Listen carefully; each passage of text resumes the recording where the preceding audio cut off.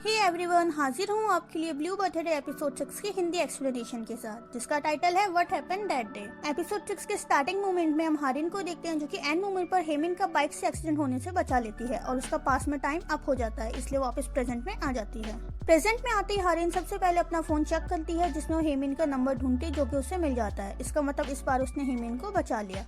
उसके बाद हारिन जल्दी से अपनी स्कूल एल्बम ओपन करती है, जिसमें वो देखती है कि उसकी और दूसरे जन की फोटो एक साथ है, जिससे हमें पता चलता है कि उसकी और दूसरे जन की फ्रेंडशिप भी अब ब्रेक नहीं हुई। लेकिन एल्बम के नेक्स्ट पेज से स्यूजन की ग्रेजुएशन वाली तस्वीर गायब होती है। हारिन एल्बम को देखते हुए खुद से मन में कहती है, मुझे कहीं ना कहीं पता था किसी को बचाने के लिए मुझे किसी और को तो खोना होगा।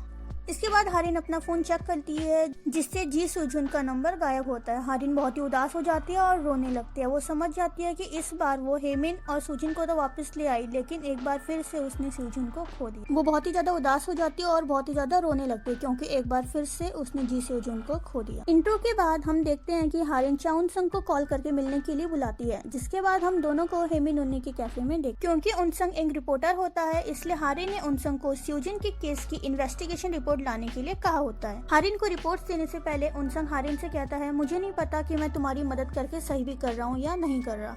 हारिन कहती है, एक सिर्फ तुम ही हो जो कि इस टाइम पे मेरी मदद कर सकते हो, प्लीज मेरी मदद करो। उनसंग कहता है, तो फिर ठीक है, तुम्हें मुझसे एक वादा करना होगा कि इस बार जो कुछ भी हो तुम पहले की तरह नहीं टूटोगी, चाहे जो कुछ भी हो जाए। जिस पर हारिन कहती है, पक्का, मैं वादा करती हूँ, इस बार पहले की तरह बिल्कुल भी नहीं होगा।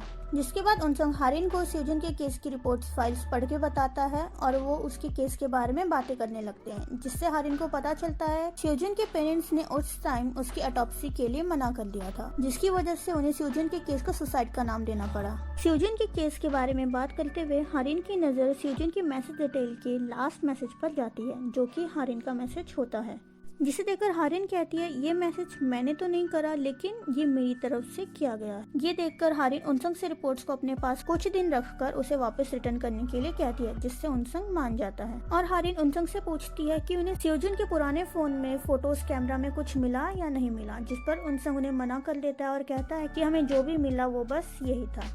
तभी वहाँ हेमिन आती है और बताती है कि मॉम ने अभी तक सुजुन का कुछ सामान अपने पास रखा हुआ है। जिसके बाद हम हारिन और सुजुन की मॉम को साथ देखते हैं।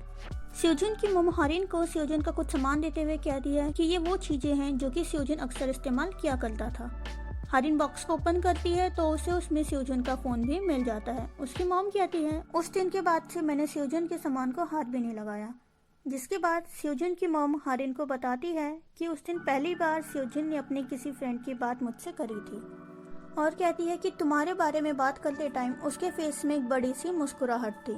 इसके बाद हम नेक्स्ट सीन में हारिन को देखते हैं, जो कि सुजुन के फोन को चार्ज पर लगाकर ऑन करती है और उसमें अपनी और सुजुन की चैट देखती है, जिसमें लास्ट मैसेज होता है, मुझे आने में थोड़ा लेट हो जाएगा, मेरा इंतजार करना और जो ड्रिंक मैंने तुम्हें दी है उसे एंजॉय करना। हारिन ये मैसेज पढ़ती है और उसे पढ़कर अजीब लगता है, क्योंकि ये मैसेज उसने सुजुन को सेंड नहीं करा होता, और वो उस दिन को याद करने लगती है कि उस दिन क्या क्या हुआ था। हारिन सुजुन के केस से रिलेटेड सारी डिटेल्स को एक डायरी में नोट करती है, जहां उसे पता चलता है कि सुजुन ने अपनी नस बिना किसी हेजिटेशन के कट करी थी। उसकी रिपोर्ट्स में ऐसी कोई भी चीज नहीं थी जिससे पता चले कि जोर जबरदस्ती से उसकी नस को कट किया गया है, जो पढ़कर हारिन को बहुत अजीब लगता है। हारिन खुद से मन में कहती है, मैं ऐसे ही किसी इन्वेस्टिगेशन पे भरोसा नहीं कर सकती, उस दिन क्या हुआ था स्टार्टिंग से एंड तक मुझे ये सब खुद अपनी आंखों से देखना है। जिसके बाद वो अपनी बची हुई फोटोज में से एक फोटो, जो कि 27 मई 2011 की होती है, को बर्न कर देती है। फोटो बर्न होते ही हम हारिन को पास में देखते हैं, जो कि आर्ट क्लास में एज अ पनिशमेंट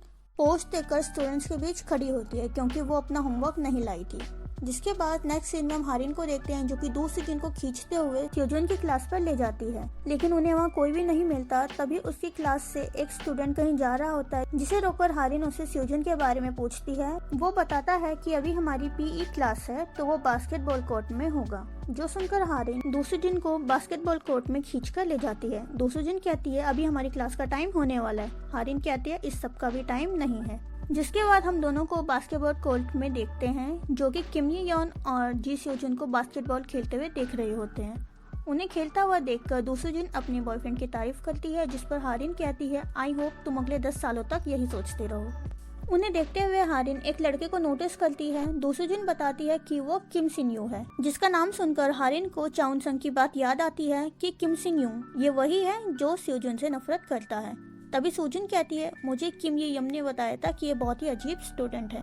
तभी हम देखते हैं किम सिन यू जी स्योजुन को बास्केटबॉल खेलते हुए पुश कर देता है, जिससे स्योजुन जमीन पर गिर जाता है और उसके हाथों में चोट लग जाती है। जो देखकर चाउन संग और किम सिन यू से झगड़ने लगते हैं, जिसे देखकर स्योजुन उठकर उन्हें रोकता है और कहता है, जाने दो, बात को ज्यादा आगे मत बढ़ाओ। और किम सिन यू से कहता है, मुझे तुमसे कोई माफी नहीं चाहिए, पर आगे से ध्यान रखना। ये सुनकर किम सिन यू जी स्योजुन को उल्टा बोलकर वहाँ से चला जाता है। तभी वहाँ पर उनके कोच आ जाते हैं। कोच से कहकर स्योजुन नर्सिंग रूम में चले जाता है। हारिन स्योजुन के पीछे भागते हुए आ जाती है और उसे आवाज लगाती है, जिसे देखकर स्योजुन कहता है, तुम यहाँ कैसे? जिससे हारिन बहुत ही ज्यादा परेशान हो जाती है और स्योजुन को चिल्लाकर डांटने लगती है और कहती है, तुम अपने शरीर का ध्यान बिल्कुल भी नहीं रखते, इसलिए उसकी इतनी हिम्मत हुई जो कि उसने तुम्हें धक्का दिया। जो सुनकर जी स्योजुन कहता है, तुम इतनी गुस्सा क्यों हो? तभी हारिन उसका वही चोट वाला हाथ पकड़कर कहती है, चलो जल्दी से क्लिनिक चलते हैं। जिस पर स्योजुन आह करता है। हारिन सॉरी बोलती है और कहती है, इससे पहले कि इसमें सूजन आ जाए, चलो जल्दी से चलते हैं। जिसे स्योजुन कहता है, मैं कोई बच्चा नहीं हूँ, मैं अकेले भी जा सकता हूँ। जो सुनकर हारिन कहती है, सच में? तो फिर मैं वापस चली जाती हूँ। तभी स्योजुन उसका हाथ पकड़कर उसे रोकता है और कहता है, मैं अकेले जा सकता हूँ, पर तुम मेरे साथ चलोगी तो ज्यादा अच्छा रहेगा।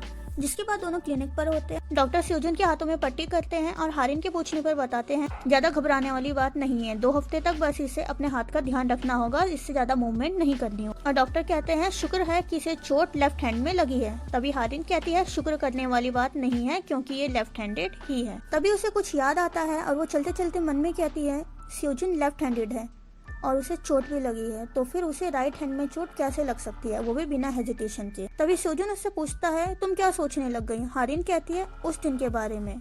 जिसके बाद हम 10 जून 2011 का मॉर्निंग सीन देखते हैं, जिस दिन स्योजुन ने सुसाइड करा था। हम हारिन और स्योजुन को देखते हैं। हारिन स्योजुन से कहती है, तुम्हें पता है ना आज कौन सा दिन है ना? और इतना बोलकर हारिन उससे अपना बर्थडे गिफ्ट मांगते हुए अपना हाथ आगे करती है। स्योजुन हारिन के हाथों में अपनी साइकिल की रख देता है, जिसे देखकर हारिन कहती है, ये मेरा बर्थडे गिफ्ट है? स्योजुन कहता है, हाँ, मुझे चोट लगी है ना, तो मैं साइकिल नहीं चला सकता, तो फिर ये तुम ही चला लेना। तभी हारिन खुद से मन ही मन में कहती है, मेरे बर्थडे की सुबह तुम अपना लेफ्ट हैंड यूज नहीं कर पा रहे थे क्योंकि तुम्हें चोट लगी थी। ये सोचकर हारिन चलते चलते रुक जाती है और कहती है, तुमने सुसाइड नहीं करा था। और स्योजुन की तरफ देखते हुए मन में कहती है, जी स्योजुन, तुमने खुद को नहीं मारा था। और इसी के साथ ये एपिसोड खत्म हो जाता है और एंडिंग टाइटल में लिखा आता है, photos for time travel can not be copied. ऐसे ही बाकी एपिसोड्स की हिंदी एक्सप्लेनेशन के लिए हमारे चैनल दी वेब क्रेज को लाइक और सब्सक्राइब कर लीजिए। और जिन्होंने अभी तक पुरानी वीडियोस नहीं देखी है, उन्हें भी डिस्क्रिप्शन में दिए हुए लिंक पर क्लिक करके जल्दी से देख लीजिए। तो मिलते हैं आपसे नेक्स्ट एपिसोड की हिंदी एक्सप्लेनेशन के साथ। तब तक के लिए bye bye, see you soon.